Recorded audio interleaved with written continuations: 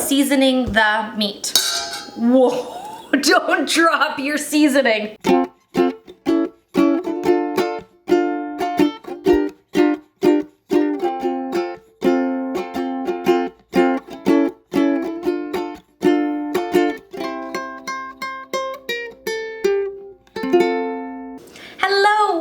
To the Silly Kitchen. Another episode coming your way. If this is a new channel to you, please hit that subscribe button. I would love your support, and that way you'll never miss a fun and delicious recipe from yours truly. I love to inspire you and to make you want to cook more at home. It doesn't have to be difficult, it can be super easy, and today I'm going to show you a classic burger recipe. I love a good burger, and going out for a good burger is, something I crave on a regular basis, but you can do it at home too, and it goes a long way, and you can pretty much use any flavors you want. So I am going to start with about half a pound of ground beef. I'm just gonna make 2 burgers, so half a pound and half, quarter pound, so 2 quarter pounders, I guess. So let's get started.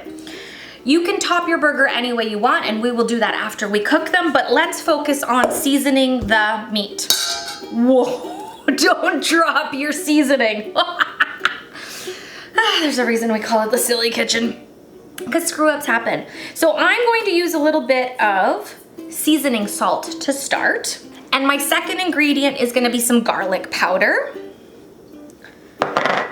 I need a few turns from the pepper mill, as much or as little.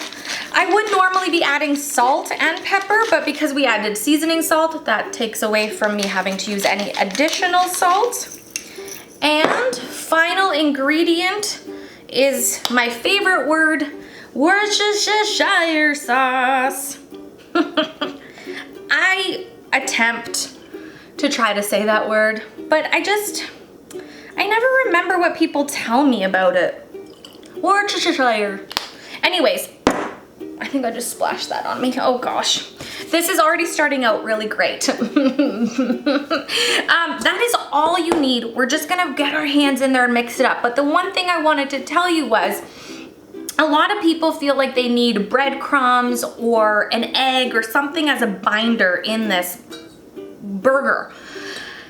Yes and no. If you are barbecuing, the binders like the egg and the breadcrumbs, I think, in my opinion, make a little bit of a difference because you're working on a grill. But if you're using a fry pan like we're going to, or a flat top or a Blackstone, you don't need to add the egg or the breadcrumbs. You do you. These are the 4 ingredients that I am suggesting you use for a classic burger.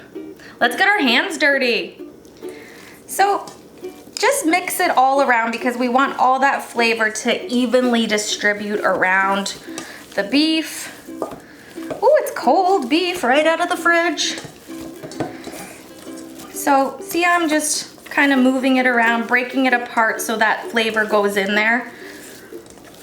And just playing with your raw food. So all I'm gonna do is try to cut this in half. If you want to measure and weigh, you go ahead, but I don't measure and weigh really anything in this kitchen. So now all I'm gonna do is make a nice ball of beef out of each of these. And like I said, if you are working with a whole pound, maybe you'll get 4 burgers out of it. If you're working with a bigger family, just double up the recipe and add the seasoning and spices as you wish. Do they look even?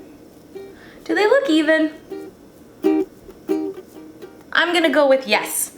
Give your hands a good washing, and away we go to the stovetop to get these cooked up. Let's start by heating up our pan on medium-high heat. Place your beef patties onto your frying pan. I believe my friends in the burger biz call these smash burgers when you smash them into the pan or onto a flat top. So give them a nice pressing down and keep them on medium heat to get a nice crust on the bottom. I'm leaving these burgers to sizzle for at least 3 or 4 minutes on this side.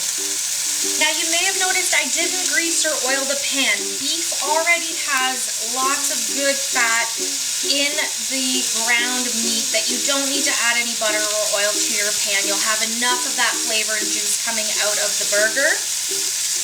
Once you are ready to flip, you should have a bit of that crust. I may have flipped a little too early. Oh, that one's doing well. And I'm gonna give it another little squeeze now on this side. If you like your burgers thicker and juicier, then you don't have to squeeze as much. But they'll also cook faster if I squeeze them a bit more. All right, time to leave them again for a few more minutes. I'm gonna flip again, and I think we are ready to add cheese because in my world, every hamburger needs cheese. Let's turn the heat down to low, and I'm gonna do a jalapeno Havarti on one and cheddar on the other. And how do we melt that cheese? Let's put a lid on it. Once our cheese is beautifully melted, we can set these burgers aside.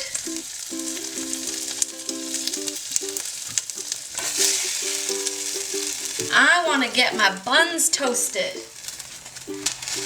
Let's soak up some of that moisture in the bottom of the pan. Any little dribbles of cheese, and let's toast these babies a little. Now that our burgers are cooked, the cheese is melted, the buns are toasted, it is up to you how you want to top them. So, because I made 2 burgers, I'm gonna make 2 different, I guess, dressings for the burger. Every burger in my life pretty much has lettuce, so I'm gonna start with a little bit of that on the bottom of both. And then let's see, what should we do? We're gonna have one with bacon on it, because I did crisp up a little bit of bacon. And we need some slices of pickle on that one. And on the other one, let's go some red onions and tomatoes and pickles, but sliced in a different way, because that's the way I roll. If I'm gonna make 2 burgers, it's gonna be worth 2 photos and some really good close-ups. Okay, bacon, lettuce, pickles. We have lettuce, tomato, pickles, onions. Now, the jalapeno Havarti is gonna go on the bacon burger. The cheddar is gonna go here. And they are already getting stacked and I am ready to drool. Now, you guys tell me in comments, what else do you put on in terms of condiments? Ketchup, mustard, relish, mayo, hot sauce. The options are endless and it's still a classic burger either way. So, I'm gonna do the first one with some mayo. And, oh, mayo and mustard. I think that's a good combination. Shake it up, shake it up. And good old catsup. Ketchup, catsup, ketchup. Sugar, vinegar, tomato goodness. And I think that is 2 beautiful burgers. Time to put the lids on these strategically so that they look beautiful for the pictures first. You know what they say, especially with food photographers, the camera eats first.